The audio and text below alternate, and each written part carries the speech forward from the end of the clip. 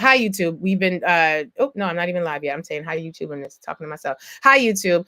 We've been talking about what's happening with Al Green and the fact that he yesterday, after he spoke out at the State of the Union, and at the State of the Union, he basically spoke out and said to Donald Trump, you do not have a mandate to cut Medicaid.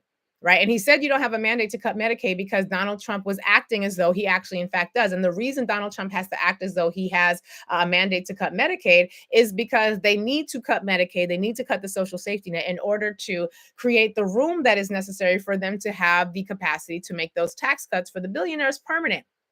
And so Donald Trump is telling people, and we heard clips from Republicans this week where essentially the Republicans have said, Republicans are going to have to cut your Social Security. And these are Republicans talking. They are going to have to cut your Medicaid. They are going to have to cut your benefits because they need to be able to have room in the budget for those tax cuts. Now, the challenge is that they are ruling or are operating as though people are not going to push back. And frankly, that has been a safe bet because the Democrats are not good at pushing back. They're not. I'm not gonna make no excuses for them. The Democrats have not been good at pushing back. They seem very disorganized to me in this moment because you've got the leaders like a Jasmine Crockett, like an AOC, and I don't mean leadership in terms of seniority. I mean leadership in terms of ability to speak out.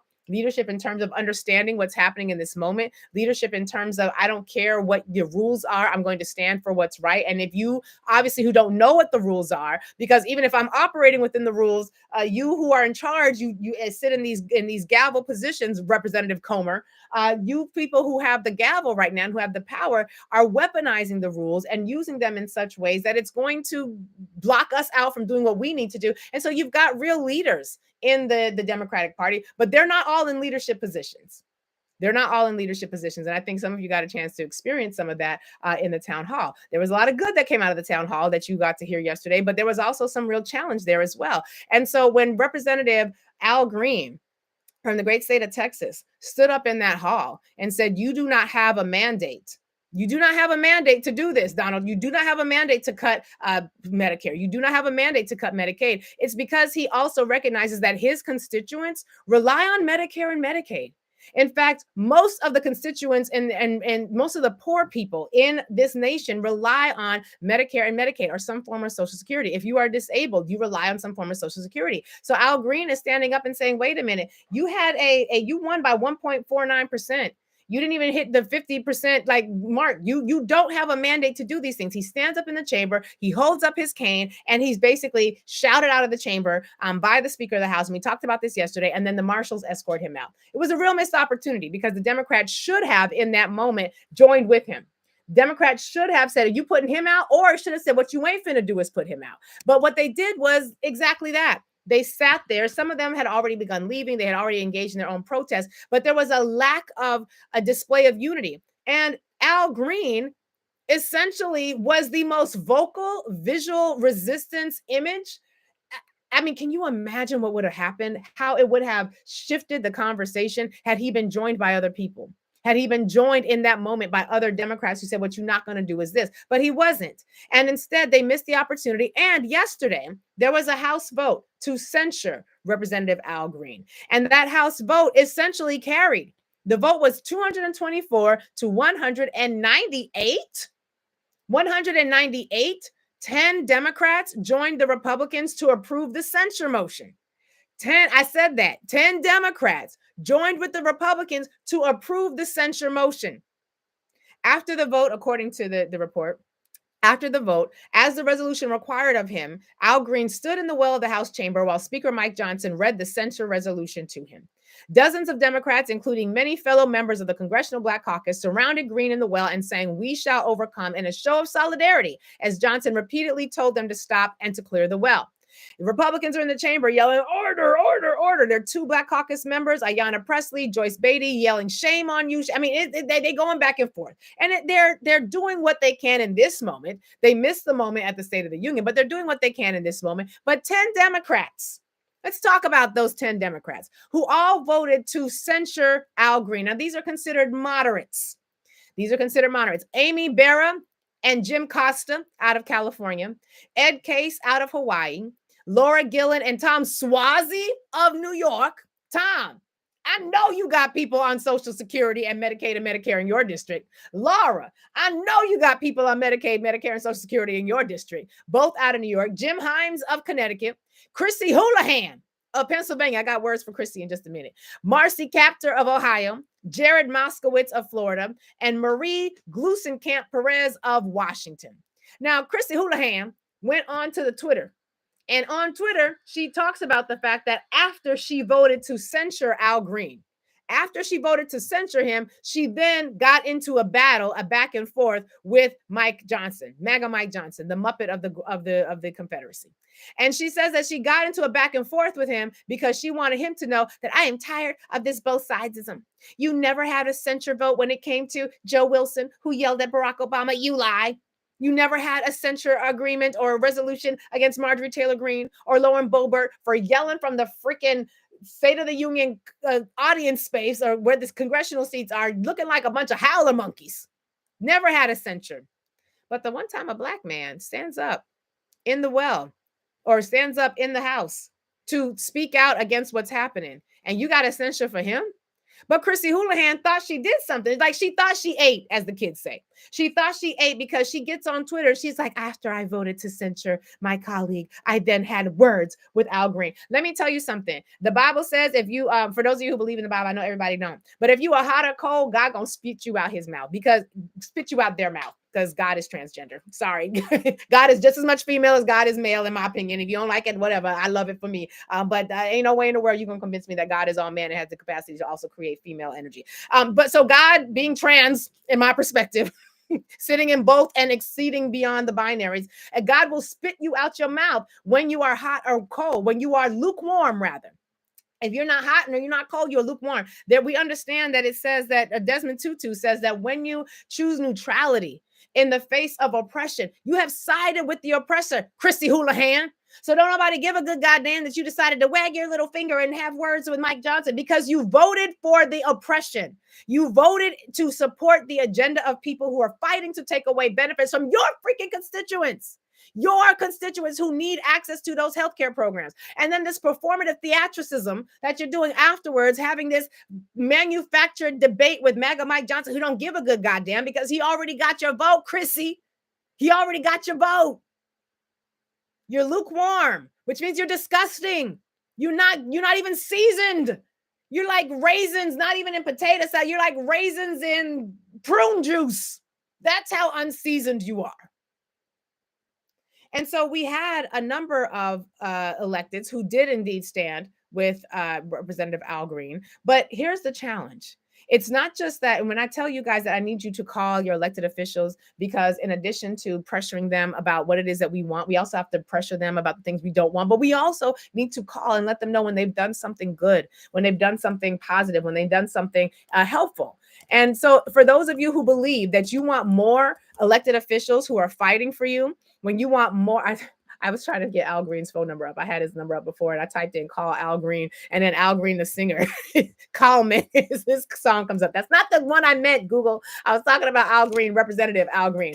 But in addition to calling the elected officials to tell them when they're doing something wrong, it's also important that you call your elected officials to tell them when they've done something right. And I think it's important that people who believe that you want somebody fighting for your Medicaid, fighting for your health care, fighting for your Social Security, it's important that you also call the people who are doing that and tell them that they've done a good job. So for those of you who want to call Representative Al Green and tell him thank you for showing what it looks like to actually have a fucking spine to stand up for the people who deserve to have someone fight for them, then you should call 202-224-3121. That's 202-224-3121, because they need to know when they've done something good. And we need more people calling to say, not just when you done screwed up, because we always going to call you when you screwed up, but we need people who are going to call and talk about what you've done well. And we need people to call Chrissy Houlihan.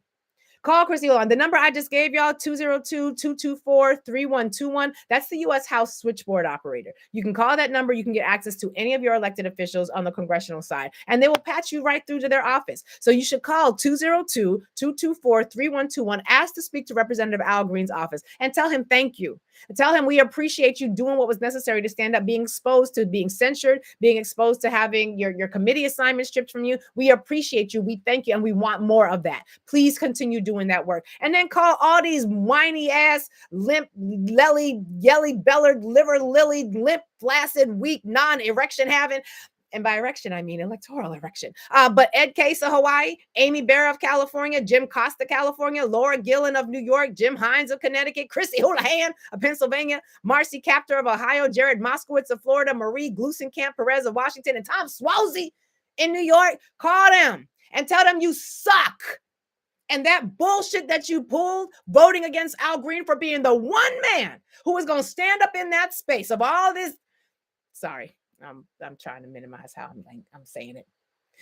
But you stood up against the one man who was willing to do more for your freaking constituents to make sure that this government doesn't take from them the only health care that they have, and you gonna vote to censure him? Call them mofos and tell them that they suck. Tell them that they're terrible at their jobs and tell them that they deserve to be primaried. And if you live in their district, you might want to think about who could actually primary them. Because the reality is right now, it's either you are proactively pursuing justice, as Thurgood Marshall says, we either doing what's right and letting the law catch up, or you getting run over by the white supremacists. You getting run over by the white nationalists. And that matters right now. That matters right now. We're seeing the courts push back, and I love it. But we're also seeing some real lingering harm and damage as a result of what this administration is doing. So I need y'all to call your electeds. I need you to call Al Green's office and tell him thank you. I need you to call your other elected officials and tell them if their name is not on this list, I want you to call your other elected officials and tell them that they bet not never have their name on a list like that.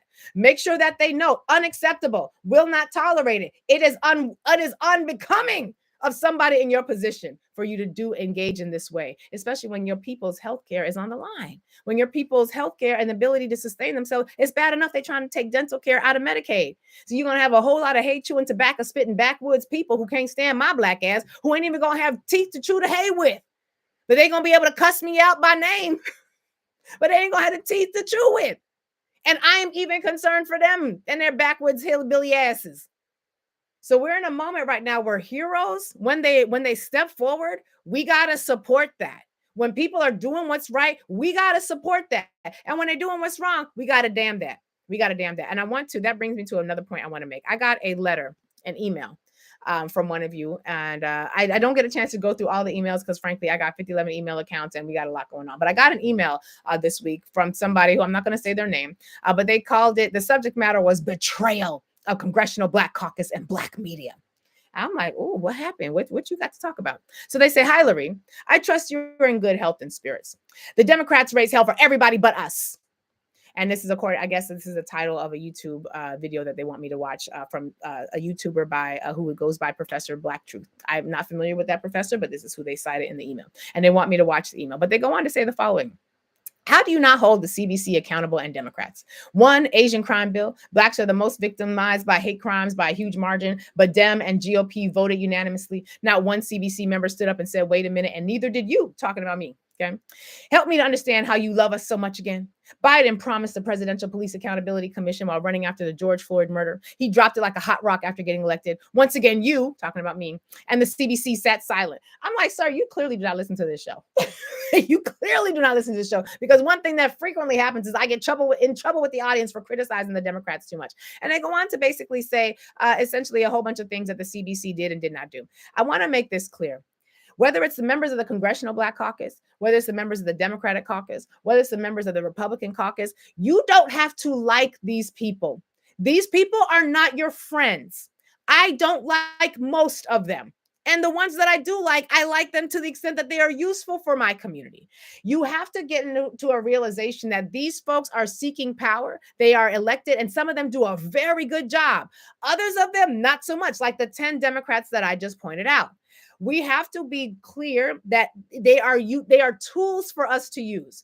And if we are not going to use the tools effectively, you're never going to get what it is that we want. Why are you emailing me about not holding the Democrats accountable? One, which I do. But why are you emailing me? Did you pick up the phone to call your elected official to tell them what they want? Did you organize the people in your community to say, hey, we don't like what this elected official is doing, so we're going to call and we're going to write letters and we're going to go to their office and we're going to show up at meetings and we're going to make sure that we disrupt what's happening. We're going to make our presence known. Did you do any of that? No.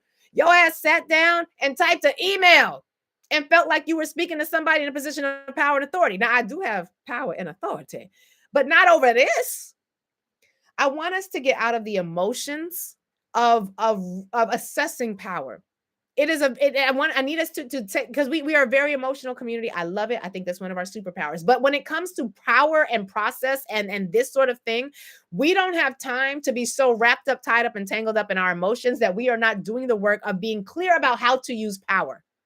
Every single one of us has one congressional representative. Every single one of us has two senator representatives. And if you don't like what is happening, there are things that you can do. Complaining to me about it ain't one of them.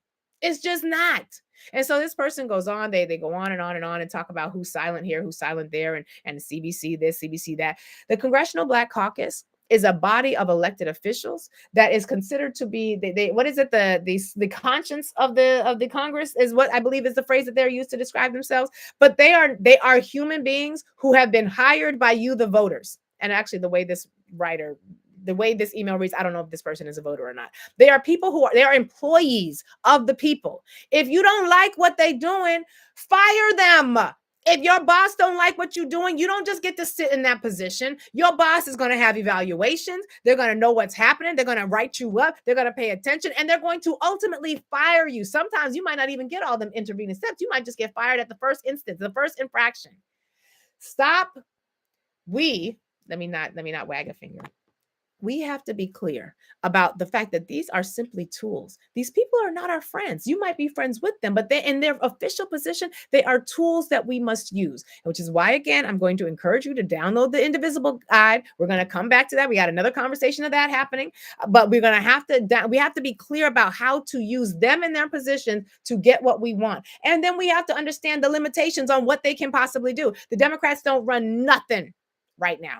CBC, DC, ABC, CBS, they don't run nothing. They don't run nothing. They don't have the numbers. And if you don't have the numbers, you don't control the hearings. You don't control the committees. You don't control the legislation that gets to be voted on. So what they can do is largely going to be performative, which is why one of the reasons why I'm so bitterly irritated at the 10 freaking yellow-bellied, liver-lily, chicken-lip Democrats who decided to vote to support a censure against the one freaking black man, the one man of any race who was willing to stand up in that body and say, what you ain't going to do is take healthcare from the people that I represent.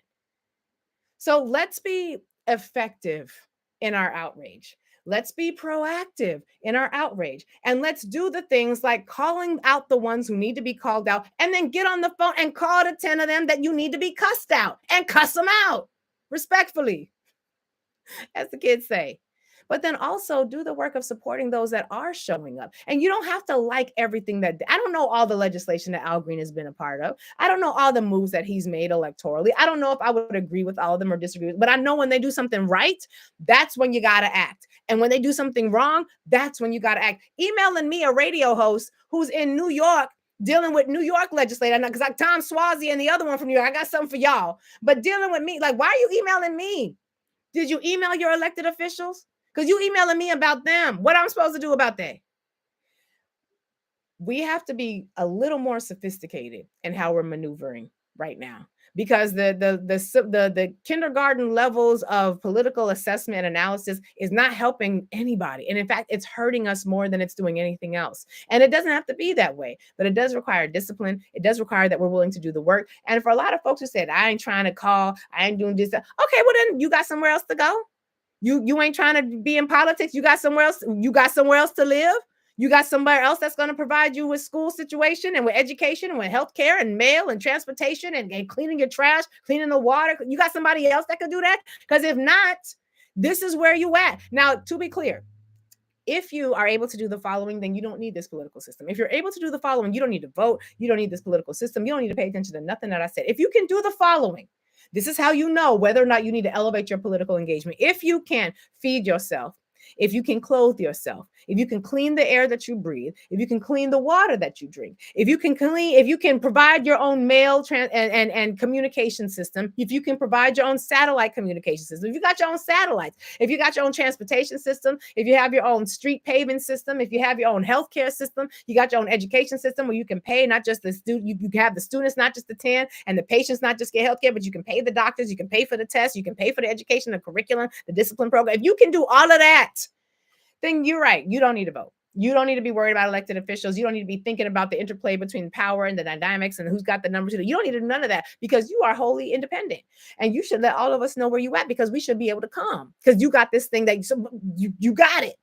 But if you don't have those things and all you're doing is complaining about what is not happening or complaining about what is happening, you're not effectively engaging with the tools, then you are going to continue to be a very loud talking, hot air spewing, but utterly ineffective human being as it pertains to changing the material conditions for the political reality in which we live. And it doesn't have to be that way. They got whole ass guides, 28 pages, Indivisible Guide. Download. It's called Indivisible Guide. If you type that into your DuckDuckGo or wherever it is that you're doing your searching nowadays, you'll find it. It's a PDF download. Color it, print it, do whatever you got to do with it. Study it. Join the groups in your local community that are doing the work. But at this point, we got people in Europe who are tearing shit down. Like, I'm not having this anymore. They're going out to the streets, general strike. They're not doing this anymore because they understand the power of the people. And the power of the people does not lie in you sending me an email talking about how mad you are about the elected officials who you have direct contact with. And that direct contact is in the phone number 202-224-3121. Call that number. It's a switchboard. Tell Al Green what you think about what he did and how he was able to stand up as one visual example as to what that sort of pushback looks like. And then use that same number, 202-224-3121, to let the other ones know, damn that. Don't you ever let me see that you do that shit again. Don't you ever sit your behind down. What you ain't going to do is vote to censure nobody else who's got the bravery, the courage to actually stand for the people. We got to go to commercial break. I spent way more time on this than I wanted to. Love y'all. Bye, YouTube. Urban View, 866-801-8255, 866-801.